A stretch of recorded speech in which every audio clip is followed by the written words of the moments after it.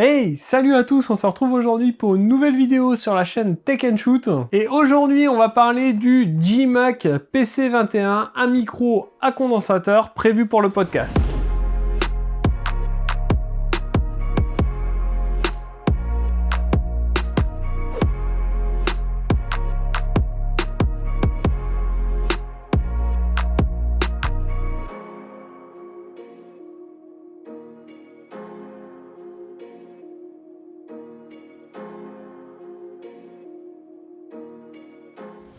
Mais avant de te parler de ce G-Mac PC21, je t'invite à t'abonner, c'est juste en dessous sur le petit bouton rouge. S'il est rouge, c'est que tu t'es pas encore abonné, donc je t'invite à le faire. C'est gratuit et ça permet d'aider la chaîne à se développer. Et puis bien sûr, n'oublie pas de cliquer sur la petite cloche pour recevoir une notification à chaque fois que je publie une vidéo. Alors ce G-Mac PC21 est vendu 31 € sur Amazon. Le pied est vendu 20,99 €. Vous aurez bien sûr tous les liens dans la description. On va pas perdre de temps, on fait l'unboxing du micro et du pack de pied. Et puis on se retrouve après pour le test et vous dire ce que j'en pense. Alors on se retrouve en gros plan pour faire l'unboxing de ce micro G-Mac PC21. Ce micro vous arrive dans cette boîte. À l'avant, on voit un petit dessin du micro sur son pied. On voit que c'est un micro à condensateur, 192 kHz, 24 bits. Sur le reste de la boîte, rien de particulier. À l'intérieur, on va retrouver un manuel d'utilisation uniquement en anglais. Cependant, rien de bien compliqué. On a plein de petits dessins pour expliquer comment brancher le micro et notamment sur le pied qui est vendu séparément. À l'intérieur, on va bien sûr retrouver notre micro avec ici un bouton de réglage du volume, une petite diode qui nous indique si le micro est bien branché. En dessous, la prise permettant la connectique à l'USB. Ici sur la droite, on va retrouver un petit support pour le fixer sur un pied. On va avoir ensuite un câble USB pour le connecter qui fait 1,80 m de long, donc on a pas mal de distance, ça vous permettra de le fixer à peu près où vous voulez sur votre bureau. On va avoir le petit trépied qui, ma foi, a le mérite d'être là, mais qui est pas très qualitatif. Et enfin, une bonnette pour éviter les pops. Malheureusement, je ne vais pas pouvoir vous donner plus de spécifications que ça sur le micro puisque je ne les ai pas et ils ne sont pas disponibles sur le site de la marque. Donc, voilà pour cet unboxing.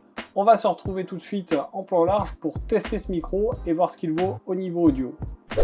Donc vous l'avez vu, rien de bien compliqué, un packaging soigné mais sans plus. Le pied, honnêtement, on n'est pas sur de la grande qualité, mais à 20,99 €, on peut pas tout avoir non plus. On va tout de suite voir si le micro a une bonne qualité audio. Et pour ça, on va faire un petit test entre mon micro-cravate et puis ce micro. Donc et bien voilà, j'ai branché le micro sur mon port USB, ça s'est reconnu automatiquement, pas de souci là-dessus, c'est vraiment plug and play. Je l'ai installé là sur mon pied de micro habituel et on va tout de suite tester la différence entre le son de mon micro-cravate et le son de ce micro. Donc pour ce faire, je vais exactement dire la même phrase et vous me direz, voilà, si le micro fait le taf ou pas. Donc ici, j'enregistre avec le micro-cravate, le Rode Lavalier. Bonjour à tous, j'espère que cette vidéo vous plaît. N'hésitez pas à vous abonner si c'est le cas. Alors, et maintenant, j'enregistre avec le G-Mac PC21. Bonjour à tous, j'espère que cette vidéo vous plaît. N'hésitez pas à vous abonner si c'est le cas. Voilà, vous l'avez entendu, il y a réellement une différence entre ces deux micros. On n'est pas sur le même type de micro non plus. Moi, évidemment, je préfère le micro-cravate. Après, honnêtement, si vous voulez un petit micro pour démarrer dans le podcast, sur YouTube, sur Twitch, ou tout simplement pour discuter avec vos amis, franchement, ce micro fera largement le taf. Bien sûr, si vous voulez un son de meilleure qualité, plus professionnel, il va falloir passer sur un autre micro, un peu plus cher, forcément, on n'a rien sans rien. Et concrètement, est-ce que je peux vous conseiller ce micro ?